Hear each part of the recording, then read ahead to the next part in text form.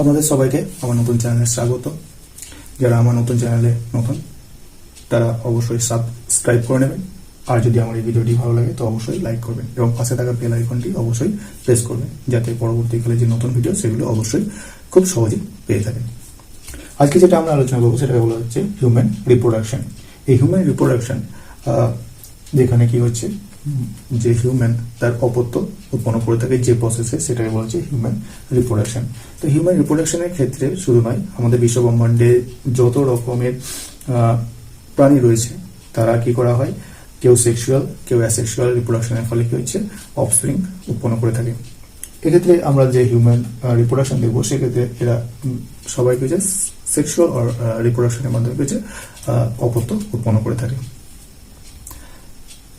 আমরা যদি human reproduction দেখি, তো হিউম্যান রিপ্রোডাকশনের ক্ষেত্রে যে রিপ্রোডাক্টিভ যে অর্গান রয়েছে সেগুলো দুটো ভাবে ভাগ করা হয়। এক হচ্ছে প্রাইমারি অর্গান, আর একটা বলা হচ্ছে সেকেন্ডারি অর্গান।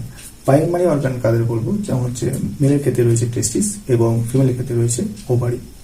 সেকেন্ডারি অর্গান যে সমস্ত অর্গানগুলো কি হচ্ছে প্রাইমারি অর্গান বা তাদেরকে বলা হচ্ছে সেকেন্ডারি অর্গান বলা হচ্ছে। যেমন আমরা দেখতে পাবো, যেমন হচ্ছে কিছু রয়েছে এপিডিডাইমিস রয়েছে, ভাসাইফান্স রয়েছে, এগুলো হচ্ছে সেকেন্ডারি অর্গান ধরে নেওয়া হয়। তো প্রাইমারি যে সেক্স অর্গান রয়েছে, মেলের ক্ষেত্রে রয়েছে টেস্টিস।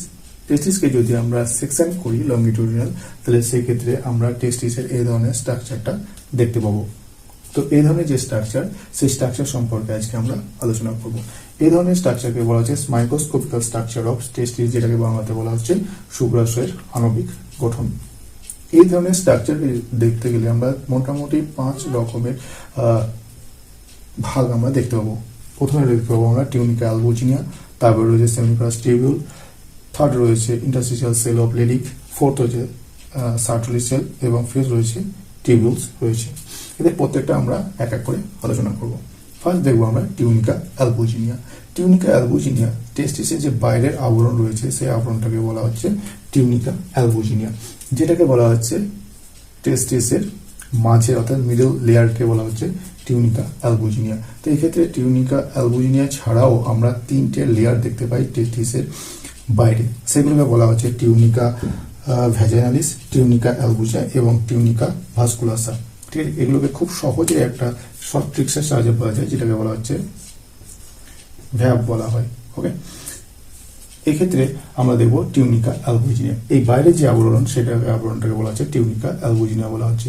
এই টিউনিকা অ্যালবুজিনিয়া কি করে ভেতরের দিকে এইভাবে টিউনিকা অ্যালবুজিনিয়া গুলো ভেতরের দিকে প্রবেশ করে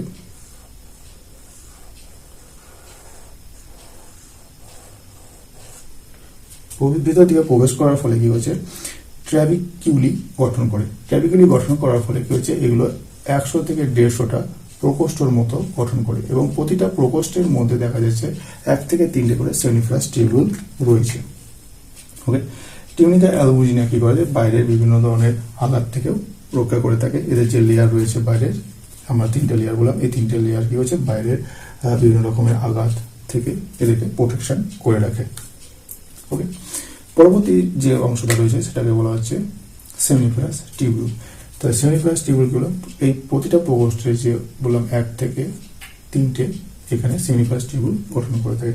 এই সেমিফারাস টিউবিউল, এটা হচ্ছে প্রতিটা হচ্ছে সেমিফারাস টিউবিউলের স্ট্রাকচার, এটা হচ্ছে সেমিফারাস টিউবিউল। সেমিফারাস টিউবিউল যদি আমরা দেখি, সেমিফারাস টিউবিউলের মধ্যে 5 রকমের আমরা সেল দেখতে পাই।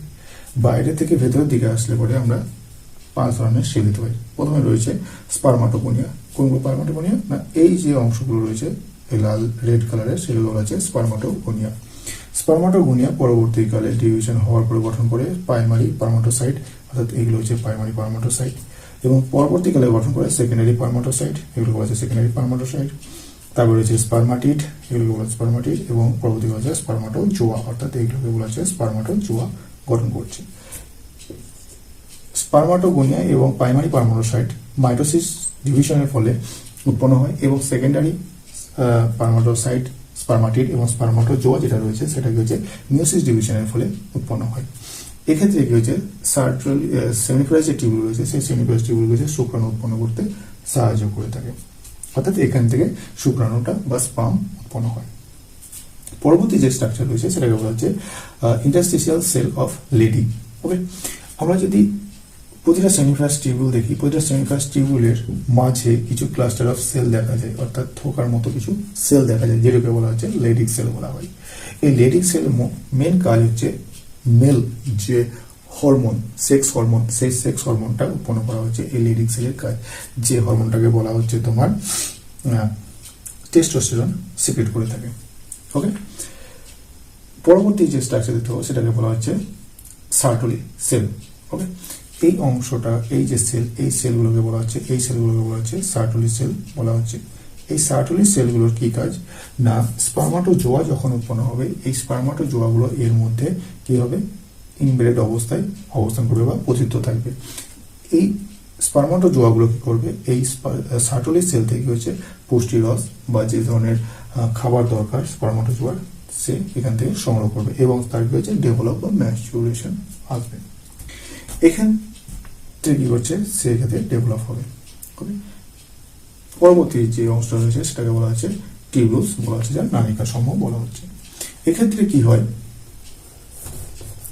এই সার্টলি সেল যেটা দেখবো, সার্টলি সেল যদি সেমিফাস টিউবুল যদি দেখি, সেমিফাস টিউবুলে দেখা যায় না একটা প্রান্ত বন্ধ থাকে এবং আরেকটা প্রান্ত খোলা থাকে, এবং এই খোলা প্রান্তগুলো কি হয়, পরস্পর যুক্ত অবস্থায় থাকে, এরকম অবস্থায় থাকে।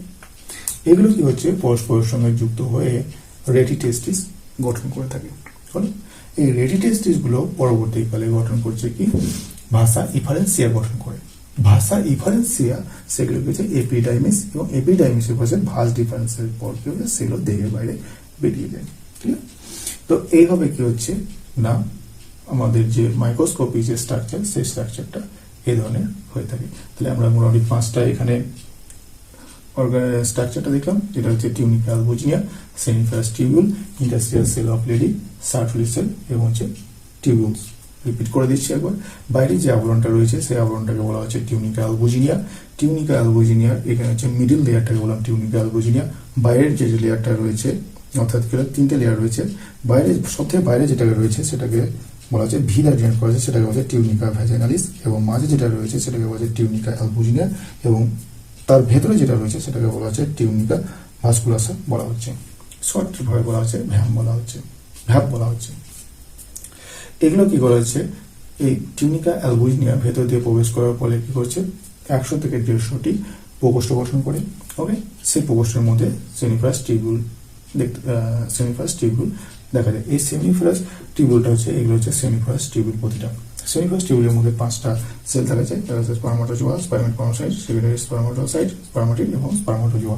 বলো ইন্টারস্টিশিয়াল সেল অফ লেডি, মাঝামাঝি অংশে যে ক্লাস্টার অফ সেল থাকে সেটাকে বলা হচ্ছে লেডিক সেল বলা হচ্ছে। এর মেন কাজ যেটা হচ্ছে টেস্টোস্টেরন হরমোনটা সিক্রেট করা হচ্ছে এর মেন কাজ। ওকে, সার্টলি সেল এই অংশটাকে বলা হচ্ছে সার্টলি সেল। সার্টলি সেলের মেন কাজ হচ্ছে স্পার্মাটোজোয়ার প্রয়োজনীয় যে পুষ্টিরস সেগুলোকে সরবরাহ করা। টিউবুলস, এই সেমিফাস টিউবুলগুলো পরস্পর সংযুক্ত করে রেটিটেস্টিস গঠন করে। রেটিটেস্টিস গঠন করার পর কি হচ্ছে, ভাষা ইফারেন্সিয়া, এপিডাইমিস এবং ভাস ডিফারেন্সের মাধ্যমে দেহের বাইরে বেরিয়ে যায়। ওকে, থ্যাংক ইউ।